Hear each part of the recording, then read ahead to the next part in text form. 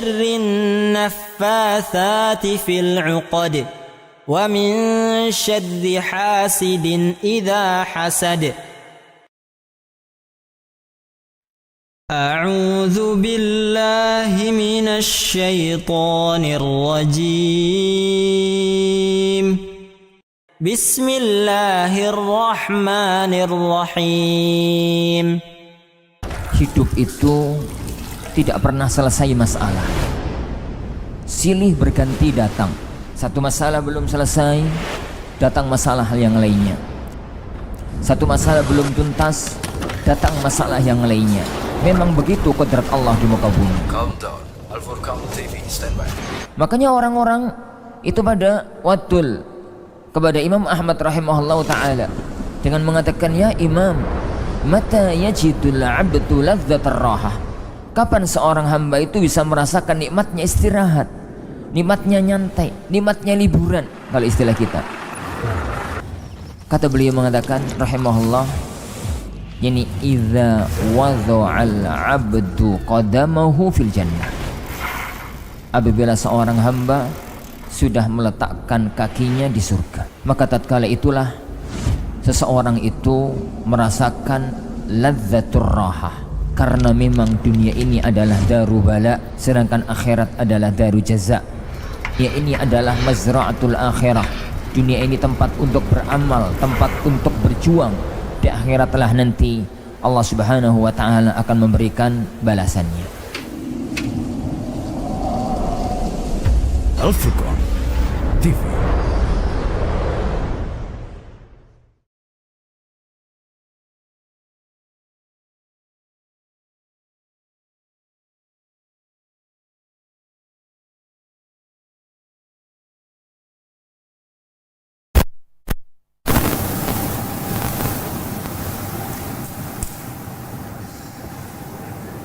Assalamualaikum warahmatullahi wabarakatuh. Innal hamdalillah nahmaduhu wa nasta'inuhu wa nastaghfiruh wa natubu ilaihi wa na'udzu billahi min syururi anfusina wa min sayyiati a'malina. Man yahdihillahu fala mudilla lah wa man yudlil fala hadiya lah. Wa ashhadu an la ilaha illallah wahdahu la syarika lah wa ashhadu anna Muhammadan abduhu wa rasuluh sallallahu alaihi wa ala alihi wa ashabihi wa man tabi'ahum bi ihsanin ila yaumiddin wa sallama tasliman katsira. Qala Allah ta'ala fi kitabih al-karim, ya ayyuhalladzina amanu taqullaha haqqa tuqatih wa la tamutunna illa wa antum muslimun. Ya ayyuhan nasu taqu rabbakumul ladzi khalaqakum min nafsin wahidah wa khalaqa minha zawjaha wa batha minhuma rijalan katsiran wa nisaa'a wattaqullaha alladzi tasaaluna bihi wal arham innallaha kana 'alaikum raqiba. Ya ayyuhalladzina amanu taqullaha wa qulu qawlan sadida yuslih lakum a'malakum wa yaghfir lakum dhunubakum wa man yuti'illaha wa rasulahu faqad faza fawzan 'azima.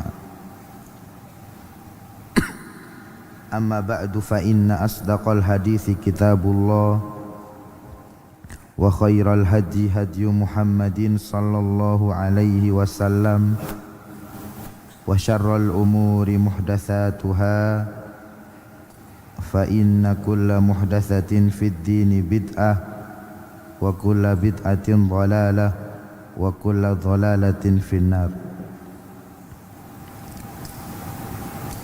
Ayyuhal ikhwah rahimani wa rahimakumullahu jami'an. Kita lanjutkan kembali kajian kita, masih membahas seputar 40 hadis keutamaan Al-Quran dan ahlinya. Qala al-muallif hafizahullahu ta'ala, qala al-imamu Ibnul Jazari, berkata Imam Ibnul Jazari, fin nashri fil qiraatil ashri, di dalam kitabnya An-Nashru fil qiraatil ashri, wala syakka annal ummata kama hum muta'abbaduna bifahmi ma'anil Qur'ani wa iqamati hududihi. Tidak diragukan lagi bahwasannya umat ini, umat Islam, umatnya Nabi Muhammad sallallahu alaihi wasallam diperintahkan untuk beribadah dengan memahami makna-makna Al-Quran, dengan memahami tafsir Al-Quran, dan menegakkan batasan-batasannya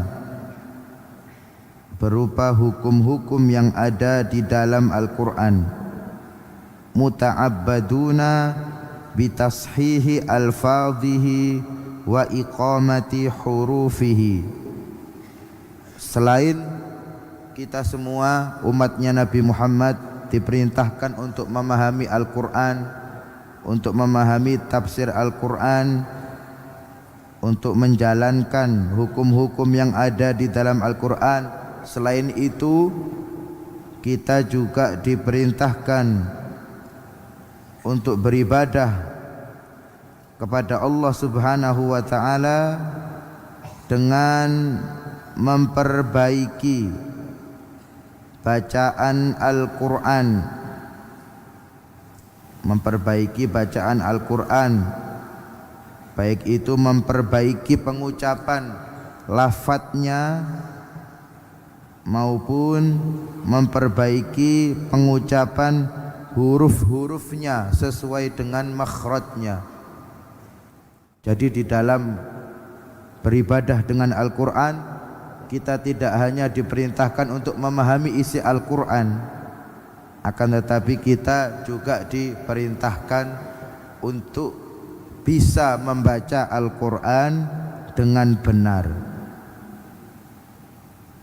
Di antara dalil yang memerintahkan kita untuk membaca Al-Quran dengan benar, firman Allah Subhanahu wa ta'ala, warattilil Qur'ana tartila, dan bacalah Al-Quran dengan tartil.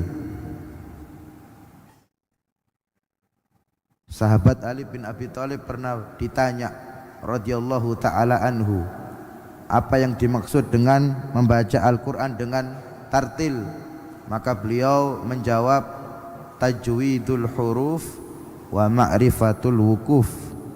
Membaca Al-Quran dengan tartil itu membaca Al-Quran dengan tajwid sesuai dengan makhraj hurufnya dan hukum-hukum tajwidnya.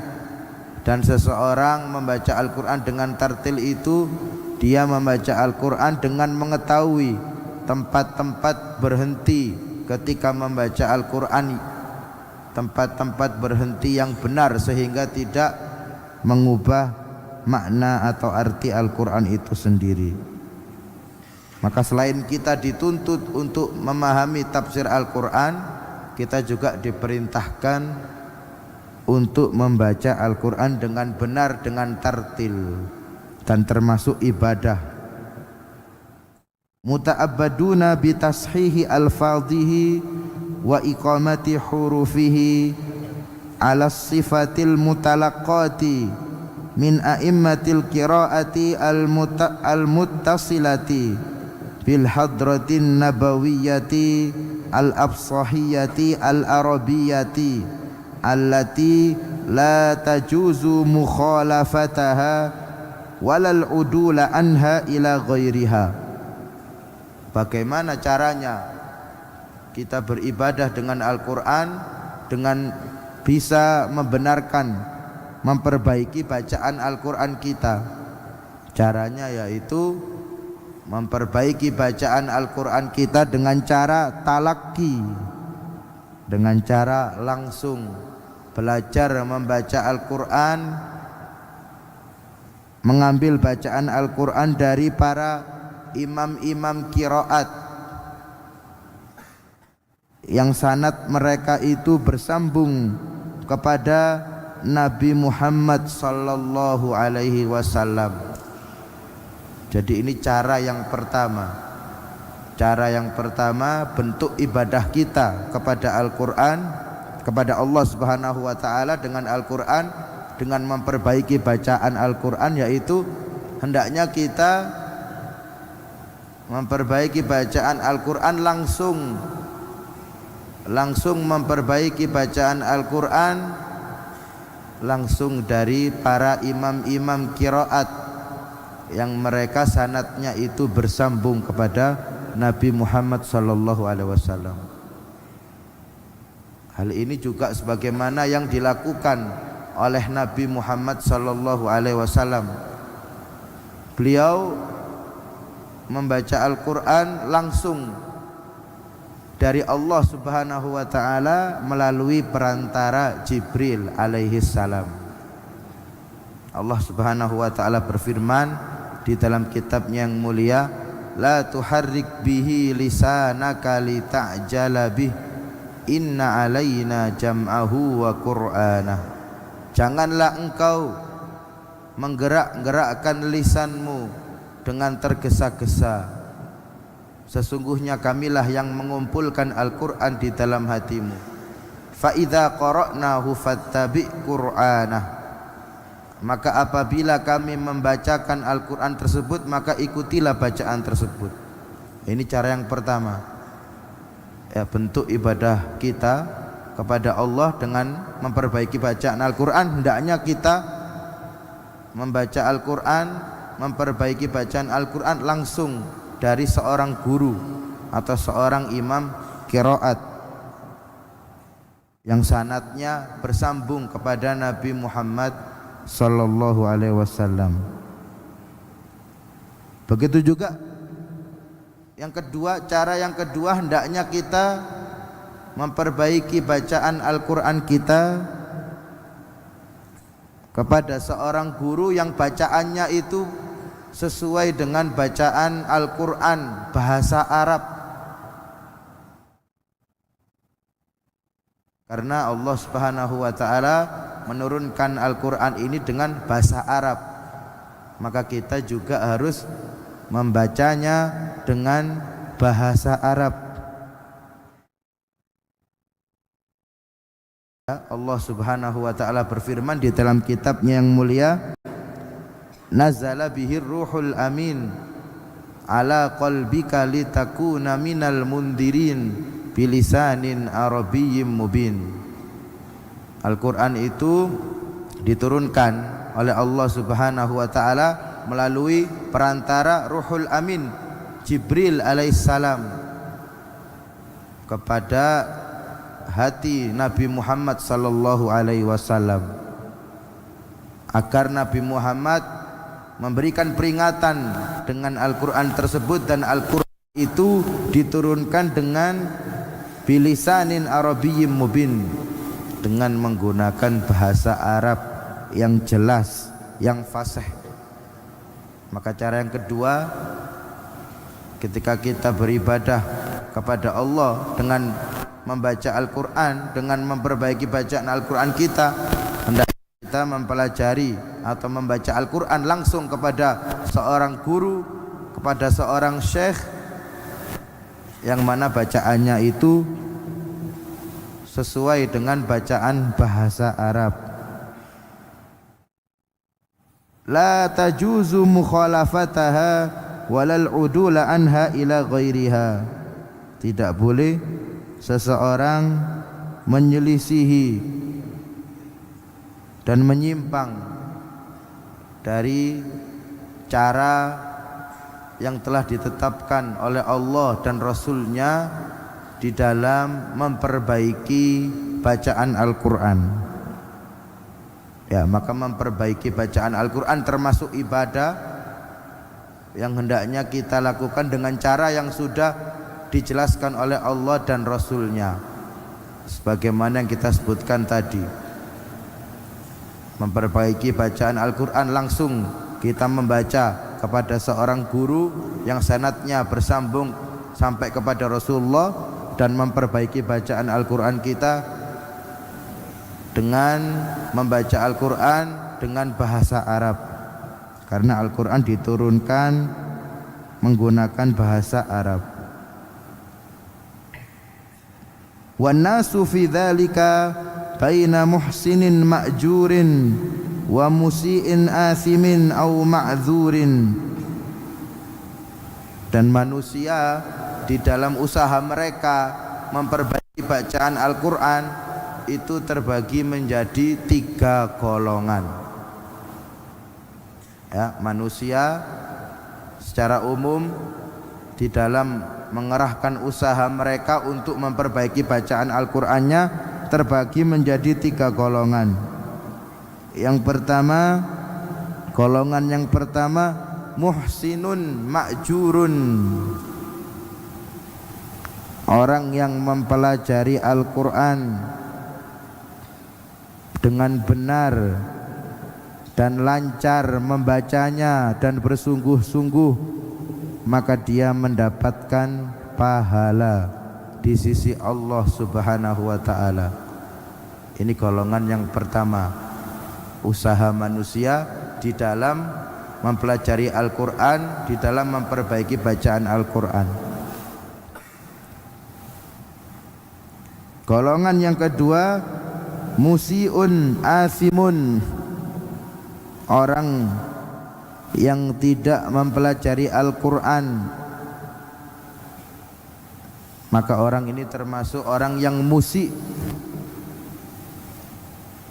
Termasuk musik di sini adalah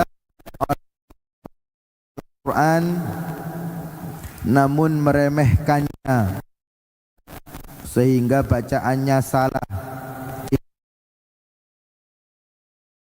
dia berdosa, maka dia asim. Yang ketiga ma'dzurun,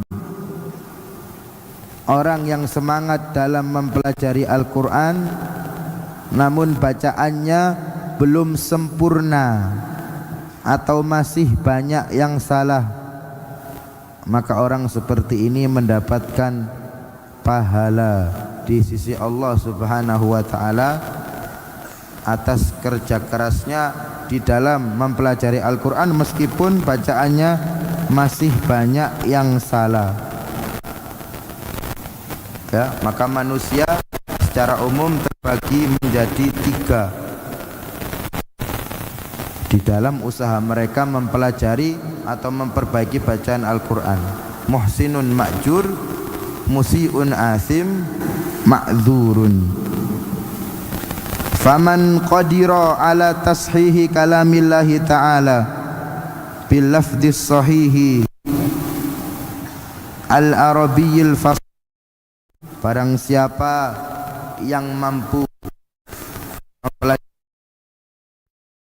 bacaan Al-Qur'annya, dia mampu untuk mengikuti majelis tahsin memperbaiki bacaan Al-Qur'an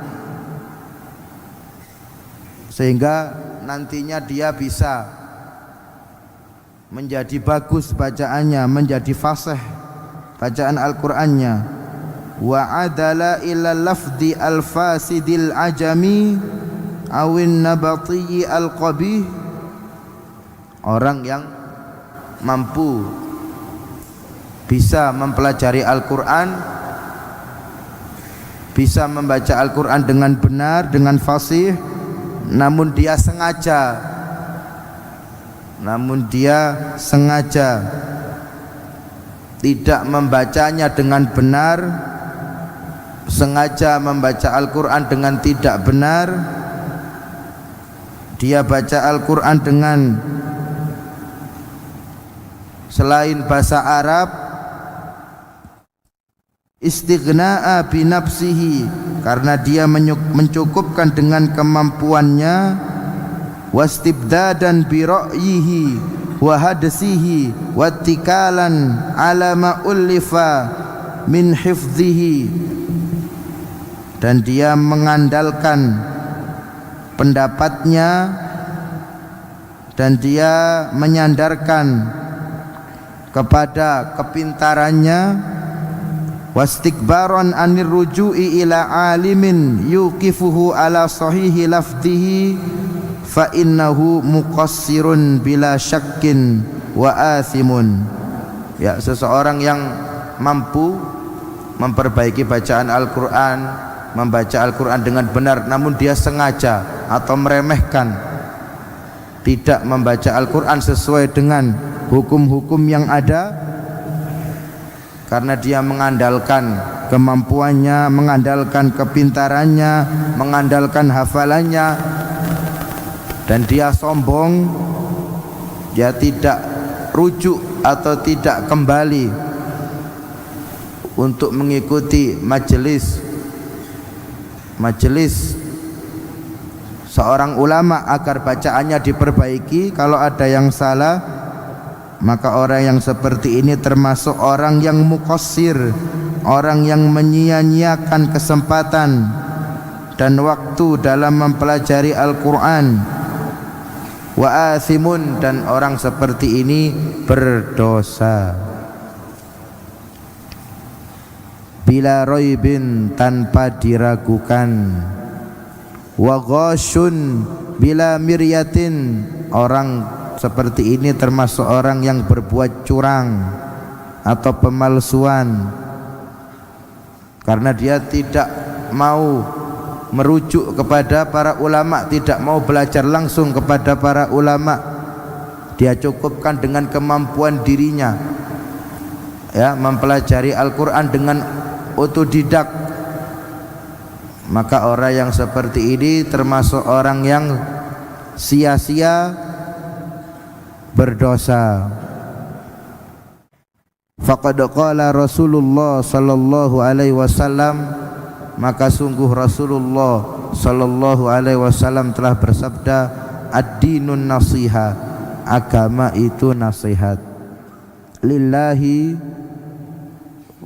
untuk Allah subhanahu wa ta'ala, wali kitabihi, dan untuk kitabnya, wali rasulihi, dan untuk rasulnya, wali a'immatil muslimin, dan untuk para pemimpin kaum muslimin, wa ammatihim, dan untuk seluruh kaum muslimin. Maka intinya di dalam mempelajari Al-Quran, khususnya di dalam memperbaiki bacaan Al-Quran, maka kita harus rujuk kepada para ulama, harus belajar langsung di hadapan para ahli ilmi yang memiliki ilmu tentang bacaan Al-Quran. Tidak boleh kita belajar otodidak, ya, mencukupkan dengan kemampuan atau kepintaran kita. Belajar Al-Quran maka hukumnya harus talaki, langsung mengambil bacaan Al-Quran dari seorang guru. Kemudian qala al-muallif hafizahullahu ta'ala, berkata penulis hafizahullahu ta'ala, amma man kana la yutawi'uhu lisanuhu aw la yajidu man yahdihi ila as-shawab bayanahu fa innallaha la yukallifu nafsan illa wus'aha. Adapun orang yang tidak sanggup mengendalikan lisannya agar bisa membaca Al-Quran dengan benar, atau dia tidak mendapatkan seorang guru untuk dapat belajar dengan guru tersebut agar bacaannya bisa diperbaiki oleh guru tersebut, fa innallaha la yukallifu nafsan illa wus'aha, maka sesungguhnya Allah tidaklah membebankan suatu jiwa kecuali sesuai dengan kemampuannya. Ya, adapun orang yang dia tidak mampu dan di sekelilingnya tidak ada seorang ulama untuk bisa belajar atau memperbaiki bacaan Al-Quran, maka ini termasuk udzur yang diterima dan tidak berdosa. Kemudian berkata penulis, walihada ajma'a man na'lamuhu minal ulama, dan oleh sebab ini termasuk ijma' para ulama ala annahu la tasihhu salatu qari'in khalfa ummiyin. Termasuk ijma' ulama bahwasanya tidak sah, ya, tidak sah salatnya seseorang yang dia itu mahir di dalam membaca Al-Quran namun dia salat di belakang imam yang tidak bisa membaca Al-Quran. Termasuk ijma' ulama bahwasanya salatnya seseorang yang mahir dalam membaca Al-Quran, salatnya tidak sah apabila orang tersebut salat di belakang orang yang ummi, yang tidak mahir di dalam membaca Al-Quran. Ya, ada beberapa sebab kalau kita mampu membaca Al-Quran dengan benar, maka tidak boleh kita bermakmum di belakang orang yang belum bisa membaca Al-Quran. Tidak sah sholatnya. Ada 3 sebab kira-kira. Di antara sahnya sholat seseorang yang mahir dalam membaca Al-Quran, dia sholat di belakang imam yang ummi, yang tidak mahir dalam membaca Al-Quran. Sebab yang pertama, orang yang dalam membaca Al-Quran sholatnya tidak sah kalau dia sholat di belakang al-ummi, di belakang imam yang tidak mahir, dikarenakan orang yang mahir tersebut telah kitmanul ilmi, telah apa? Telah menutup ilmu, telah menyembunyikan ilmu yang dia miliki. Sebab yang pertama, ya, dan tidak boleh kita menyembunyikan ilmu yang kita miliki. Ya, maka kalau kita mampu membaca Al-Quran dengan benar, kemudian diberi kesempatan untuk menjadi imam, maka kita harus maju menjadi imam. Kalau kita tidak maju menjadi imam, maka Salat orang tersebut yang mahir membaca Al-Quran tapi tidak maju menjadi imam, salatnya tidak sah karena dia telah kitmanul ilm, menyembunyikan ilmu. Yang kedua, karena orang yang mahir di dalam membaca Al-Quran salatnya tidak sah ketika dia bermakmum di belakang orang yang tidak mahir, di belakang ummi, karena orang tersebut tidak mengingkari kesalahan yang terjadi di dalam membaca Al-Quran, ya, sukut anil inkar. Ini alasan yang kedua. Alasan yang kedua, kalau orang mahir baca Al-Quran, fasih baca Al-Quran, tapi dia malah jadi makmum, maka salat orang yang mahir ini tidak sah. Karena dia apa? Karena dia diam dari kemungkaran, dari kesalahan yang terjadi pada bacaan Al-Quran tersebut. Yang ketiga, kalau kita melihat hadis Nabi Muhammad sallallahu alaihi wasallam, maka Nabi Muhammad bersabda, ya ummul qauma aqra'uhum li kitabillah fa in kanu fil qiraah sawaan fa'alamuhum bis sunnah fa in kanu fi sunnah sawaan fa aqdamuhum hijratan fa in kanu fil hijrati sawaan fa akbaruhum sinnan.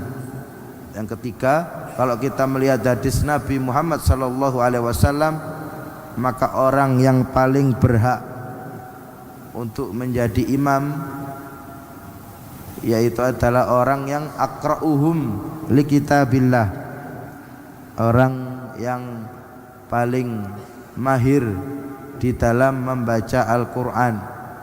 Para ulama yang lain juga menafsirkan aqra'uhum li kitabillah, orang yang paling hafal, sudah hafal Al-Qur'an 30 juz dengan sempurna. Ya, maka ini tiga sebab yang menjadikan tidak sahnya salatnya seseorang yang dia mahir akan tapi dia bermakmum di belakang imam yang ummi.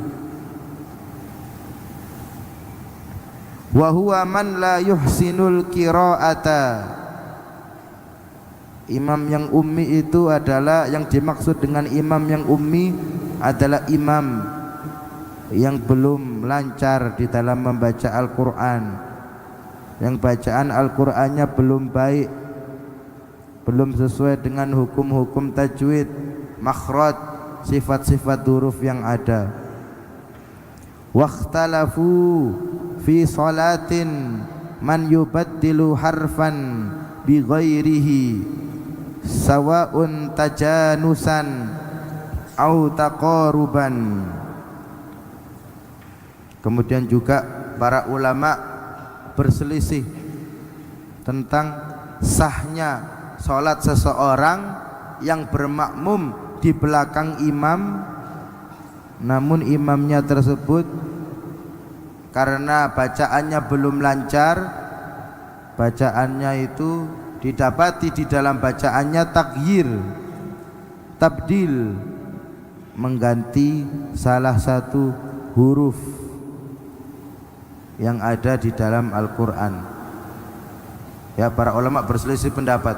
Kalau kita berimam di belakang ummi dan imam yang ummi tersebut kita dapati ternyata mengganti salah satu huruf dari bacaan Al-Qur'an yang dia baca karena makhrajnya mungkin belum sesuai, sifat hurufnya belum sesuai, apa hukumnya?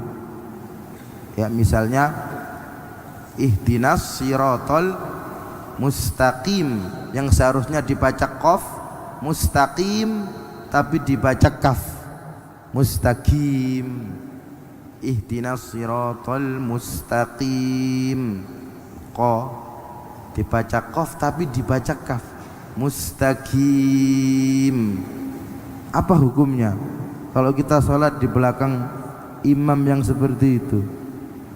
Kata para ulama, wa asahhul qaulain, dan pendapat kedua pendapat yang paling sahih ada musihah, tidak sah salatnya seseorang yang bermakmum di belakang orang yang ummi, apalagi sampai tabdil, mengganti huruf bacaan Al-Qur'annya karena belum fasih di dalam mengucapkan makhraj huruf atau sifat huruf.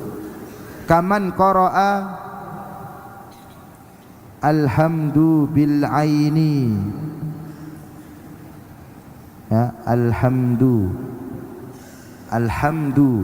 yang seharusnya dibaca ha tapi dibaca ain, al-amdu, karena ha dan ain ini satu makhraj. Makhrajnya di mana? Wasatul halki, di tengah tenggorokan.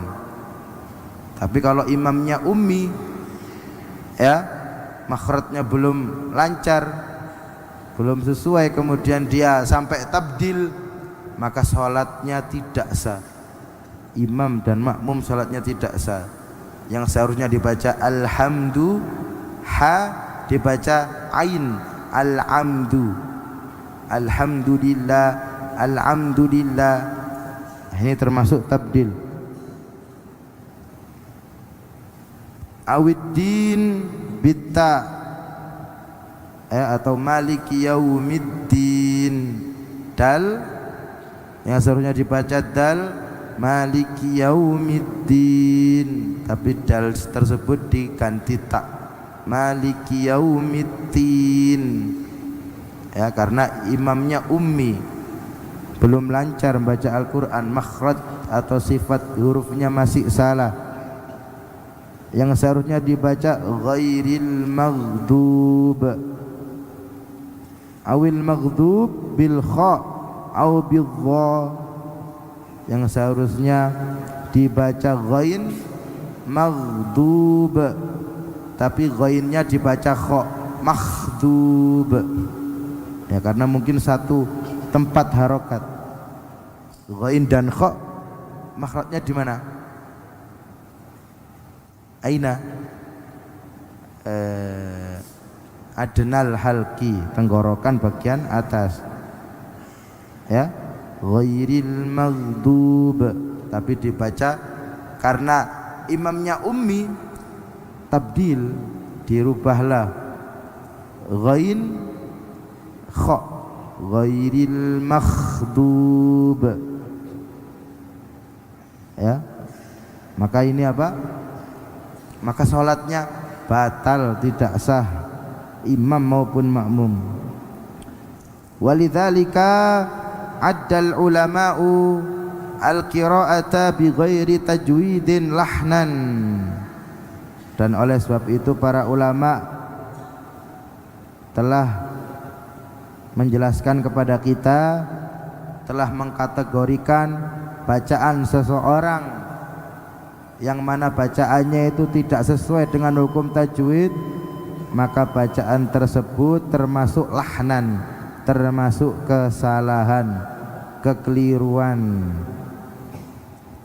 Wa addau al-qari'a biha lahanan, dan qari dan orang yang membaca Al-Quran namun bacaannya tidak sesuai dengan tajwid, hukum-hukum tajwid, makhraj dan sifatnya, maka qari tersebut adalah qari lahanan, qari atau seseorang yang membaca Al-Quran dengan salah, dengan keliru.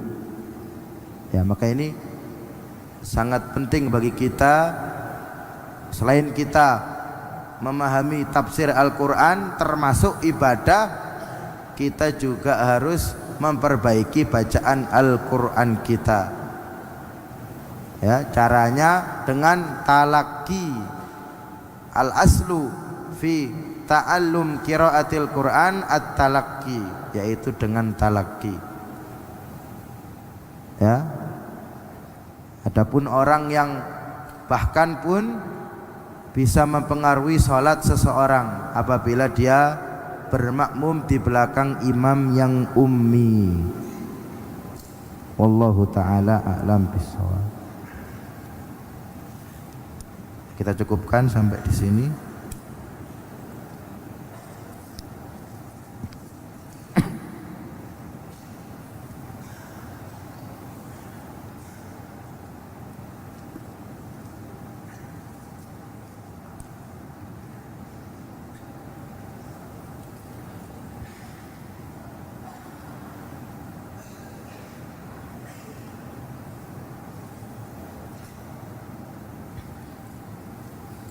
Ini ada pertanyaan. Assalamualaikum warahmatullahi wabarakatuh. Waalaikumsalam. Apa hukum sholat yang diimami orang yang sumbing?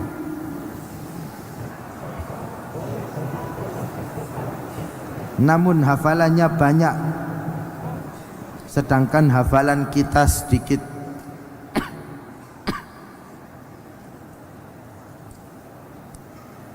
Kalau kita melihat hadis Nabi Muhammad, orang yang berhak menjadi imam, yang paling pertama beliau menyebutkan aqra'uhum li kitabillah, Ya, aqra'uhum li kitabillah. Dan makna aqra'uhum ini ada dua makna. Yang bacaannya benar. Sebagian ulama diantaranya Syekh Albani juga mengartikan aqra'uhum li kitabillah yang hafalannya banyak. Ya, maka tentunya kita jamak ya kedua makna tersebut. Yang paling berhak menjadi imam yang hafalannya banyak, begitu juga yang bacaannya juga sudah benar. Ya, maka kalau kita menimbang ya seseorang hafalannya banyak akan tapi bacaannya masih didapati dari bacaannya kesalahan-kesalahan, maka tentunya lebih selamat ya orang yang bacaannya sudah baik meskipun hafalannya mungkin belum sempurna. Ya, jadi sekali lagi kita jamak ya dua makna aqra'uhum li kitabillah, dan itu yang paling berhak. Namun kalau seseorang hafalannya banyak, bacaannya belum benar, maka tentunya yang lebih selamat adalah seseorang yang bacaannya sudah benar meskipun hafalannya belum sempurna. Wallahu taala a'lam bishawab. Ya, karena menghindari kesalahan di dalam membaca Al-Qur'an yang dapat mengakibatkan tidak sahnya salat seseorang.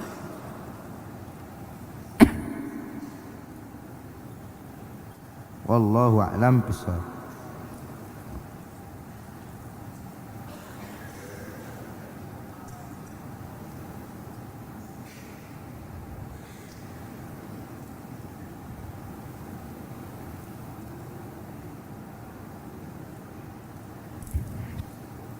Ya. Assalamualaikum. Waalaikumsalam. Ana ingin bertanya, di dekat rumah ana terdapat sebuah musola yang dimana imamnya tatkala membaca ayat Siratal mustaqim menjadi Siratal mustaqim. Ya, seharusnya qaf dibaca apa? Gha. Ihdinas siratal mustaqim, tapi dibaca ghain.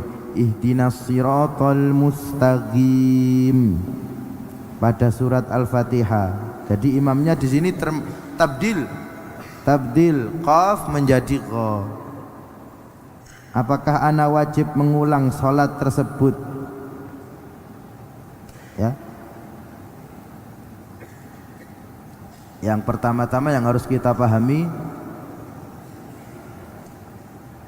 kalau kita memiliki kesempatan untuk bisa menjadi imam atau dipersilakan untuk menjadi imam, maka hendaknya kita gunakan kesempatan tersebut. Karena mungkin ya bacaan Al-Qur'an yang mendekati kepada benar yaitu adalah bacaannya para penuntut ilmu yang dia memang mempelajari tajwid, menghafalkan Al-Qur'an dan lain-lain sebagainya. Ya, ini yang pertama yang harus kita pahami. Maka kalau kita memiliki kesempatan, hendaknya kita gunakan kesempatan tersebut. Ya, juga sebagai maslahat umum agar sholat yang didirikan di musalla atau masjid tersebut sah. Adapun yang kedua, bisa jadi sebuah masyarakat itu ya di dalam sebuah kampung misalnya atau di sebuah kota, bisa jadi yang paling benar bacaannya atau yang paling mendekati benar itu hanya imam tersebut, meskipun masih butuh untuk diperbaiki. Maka kalau suatu kampung atau suatu kota ya tidak ada yang mampu untuk membaca Al-Quran dengan benar atau mendekati benar kecuali seseorang yang sudah ditunjuk imam tersebut, maka tentunya apa? Sah. Maka tentunya salatnya sah. La yukallifullahu nafsan illa wus'aha. Baik. Terus bagaimana salat kita? Kalau kita baru tahu pendapat ini, insya Allah salat-salat yang sebelumnya ma'dzur insya Allah. Nah, setelah kita tahu pendapat seperti ini, ya, di antara penjelasan para ulama, maka hendaknya kita lebih berhati-hati ya. Dan kalau bisa kita mengajari imam tersebut, atau paling tidak kita yang menjadi imam rawatib, ya, tentunya dengan bijak dan dengan sopan. Seperti itu. Wallahu ta'ala a'lam bishawab. Mungkin cukup sekian. Nah, ini ada beberapa pertanyaan.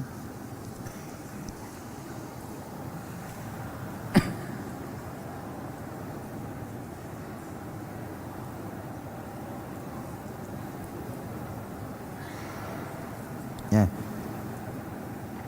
Bagaimana cara kita menasehati seseorang apabila kita dapati seseorang tersebut memukul Al-Quran atau bahkan sampai ingin dilempar disebabkan karena susahnya menghafal Al-Quran, atau jengkel kepada ustadz halakohnya? Mohon jawabannya. Ya, tentunya kita nasihati, ya, kita nasihati teman kita yang mungkin kurang bersabar di dalam menuntut ilmu, di antaranya di dalam menghafalkan Al-Quran, ya. Maka hendaknya kita untuk selalu bersabar di dalam proses menuntut ilmu khususnya, ya, karena menuntut ilmu ini butuh waktu yang panjang, ya. Untuk bisa menghafalkan Al-Quran tidak cukup beberapa hari atau beberapa bulan, kecuali yang dirahmati Allah, yang diberikan taufik dan hidayah oleh Allah Subhanahu wa ta'ala, ya. Dan tentunya dalam menuntut ilmu kita juga harus memperhatikan adab, apalagi dengan Al-Quran. Maka kita harus beradab dengan Al-Quran, ya, tidak boleh melempar Al-Quran. Kalau kita tidak beradab, bagaimana mungkin kita bisa menghafal Al-Quran tersebut? Begitu juga beradab dengan guru atau ustadz halakoh, agar ilmu kita diberkahi oleh Allah Subhanahu wa ta'ala dan dimudahkan oleh Allah Subhanahu wa ta'ala. Wallahu a'lam bishawab. Kita cukupkan. Subhanakallahumma bihamdika asyhadu an la ilaha illa anta astaghfiruka wa atubu ilaik. Wa sallallahu ala nabiyyina Muhammad wa ala alihi wa sahbihi wa sallam. Wassalamualaikum warahmatullahi wabarakatuh. Al Furqan TV, saluran pendidikan, dakwah dan inspirasi Islam.